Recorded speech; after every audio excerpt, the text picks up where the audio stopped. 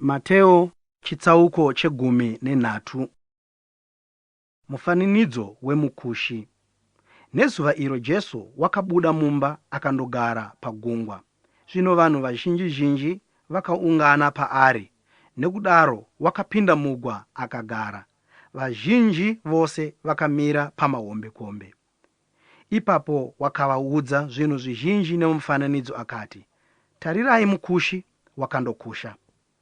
Zvino pakukusha kwake dzimwe mbeu dzakawira panzira, shiri dzikasvika dzikadzidya. Dzimwe dzakawira parukangarabwe, padzakanga dzisina ivhu zhinji, dzikamera pakarepo, nokuti dzakanga dzisina ivhu rakadzika. Asi zuva rakati rabuda, dzikapiswa, dzakaoma nekuti dzakanga dzisina mudzi. Dzimwe dzakawira muminzwa, minzwa ikamera ikadzivhunga. Asi dzimwe dzakawira muvhu rakanaka dzikabereka vana, dzimwe 100, dzimwe 60, dzimwe 30. Ane nzeve dzekunzwa ngaanzwe. Basa remifananidzo. Zvino vadzidzi vakauya vakati kwaari, munotaurireiko kwavari nemifananidzo? Akapindura akati kwavari, nokuti imi makapiwa kuziva zvakavandika zvoushe hwokudenga, asi ava havana kuzvipiwa. Nokuti ani naani ane chaanacho achapiwa ave nezvakawanda, asi ani naani asina achatorerwa nechaanacho. Naizvozvo ndinotaura kwavari nemifananidzo, nokuti vanoona asi havaoni, vanonzwa asi havanzwi kana kunzwisisa.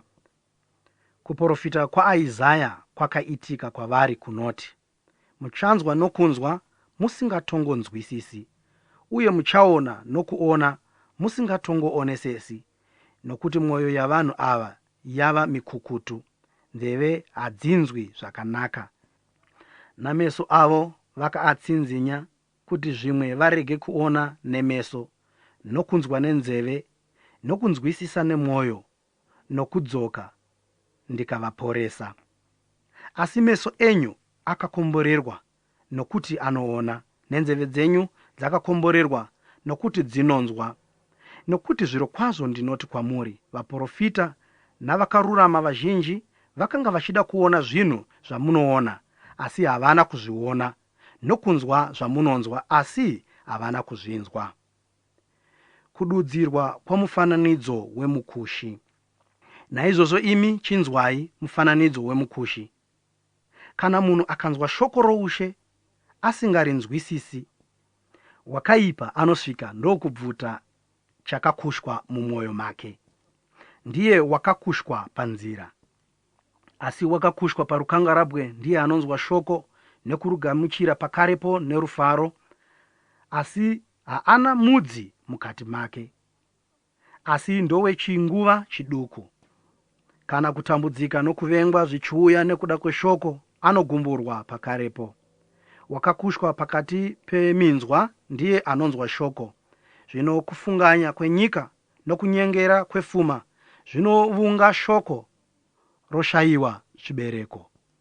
Wakakushwa muvhu rakanaka ndiye anonzwa shoko akarinzwisisa, ndiye anobereka zvibereko, mumwe achiita 100, mumwe 60, mumwe 30. Mufananidzo wamashawi nezviyo. Wakaisa mumwe mufananidzo pamberi pavo achiti, ushe hwokudenga hunofananidzwa nemunhu wakakusha mbeu yakanaka mumunda make. Asi vanhu vavete, muvengi wake, wakauya akakusha mashawi pakati pezviyo akaenda. Asi chipande chakati chamera nekubereka, ipapo mashawi akaonekwawo. Zvino varanda vomwene wemunda vakauya vakati kwaari, Ishe, hamuna kukusha mbeu yakanaka mumunda menyu here? Munda wawanepiko mashawi? Akati kwavari, zvaitwa nemunhu anondivenga. Varanda vakati kwaari, ko, munoda kuti tindoaunganidza here? Akati, kwete, zvimwe kana muchiunganidza mashawi mungadzure nezviyo. Regai zvikure zvose zviri 2 kusvikira pakukohwa. Nenguva yekukohwa ndichati kuvakohwi, tangai maunganidza mashawi, muasunge mwanda kuti apiswe, asi mututire zviyo mudura rangu. mufananidzo wembeu yemastadi newemvuviro. Wakaisa pamberi pavo mumwe mufananidzo achiti, ushe hwekudenga wakafanana netsanga yembeu yemastadi yakatorwa nemunhu akaikusha mumunda make. Iyo iduku kumbeu dzose, asi kana yakura ihuru kumiriwo yose, uye inoita muti wakakura zvokuti shiri dzokudenga dzinouya dzikagara mumatavi awo. Akavaudza mumwe mufananidzo akati, ushe hwekudenga wakafanana nemvuviro yakatorwa nomukadzi akaisa muzviyero zvitatu zvoupfu kusvikira hwose hwaviriswa. Jesu wakaudza vanhu vazhinji zvinhu zvose izvi nemifananidzo, akasataura chinhu kwavari asingafananidzi, kuti zviitike zvakarehwa nemuprofita achiti, ndichashama muromo wangu nemifananidzo, ndichataura zvakanga zvakavanzika kubva pakuvamba kwenyika. Kududzirwa kwomufananidzo wemashavi nezviyo. Zvino Jesu wakati aendesa vanhu vazhinji, wakapinda mumba.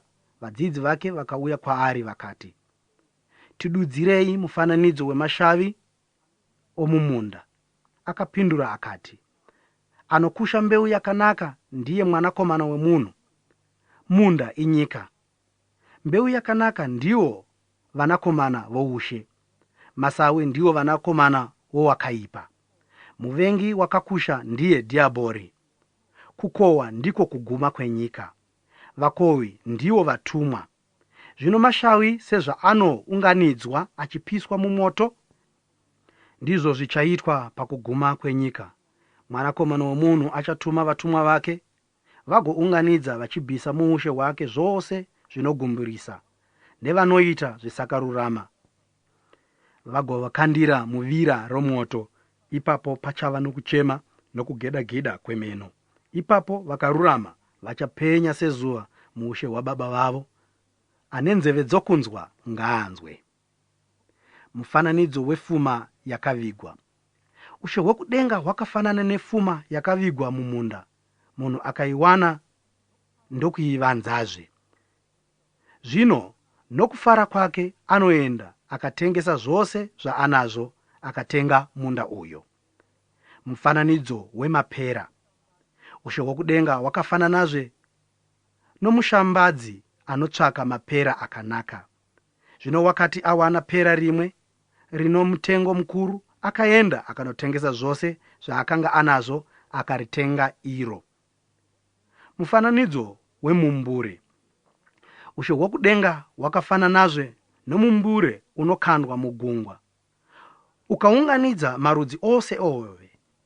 Kana wazara vanoukwevera pamahombekombe, vogara pasi ndokushara dzakanaka vachiisa mumudziyo, dzakaipa vachirasa. Ndizvo zvichaitwa pakuguma kwenyika. Vatumwa vachabuda vakatsaura vakaipa pakati pevakarurama, vakavakandira muvira romoto. Ipapo pachava nokuchema nekugedageda kwemeno. Jesu akati kwavari, manzwisisa izvozvi zvose here? Vakati kwaari, hongu Ishe. Akati kwavari, naizvozvo munyori mumwe nomumwe wakadzidziswa zvoushe hwokudenga wakafanana nomunhu saimba anobudisa zvinhu zvitsva nezvakare pafuma yake. Jesu anozvidzwa muNazareta. Kuzoti Jesu apedza mifananidzo iyo, akabvapo akasvika kunyika yake akavadzidzisa musinagoge ravo. Nokudaro vakashamiswa vakati, munhu uyu wakawanepiko kuchenjera uku namabasa amasimba? Ko, haazi mwanakomana womuvezi here? Ko, mai vake havazivo vanonzi Maria here? Navanun'una vake havazi vana Jakubhosi naJosefa naSimoni naJudhasi here? Nehanzvadzi dzake hadzizi patiri dzose here? Ko, iye wakambowanepiko zvinhu izvozvi zvose? Vakagumburwa naye. Asi Jesu wakati kwavari, muprofita haangashayiwe kukudzwa, asi anokushayiwa munyika yake nomumba make. Akasaita mabasa mazhinji amasimba ipapo nemhosva yekusatenda kwavo.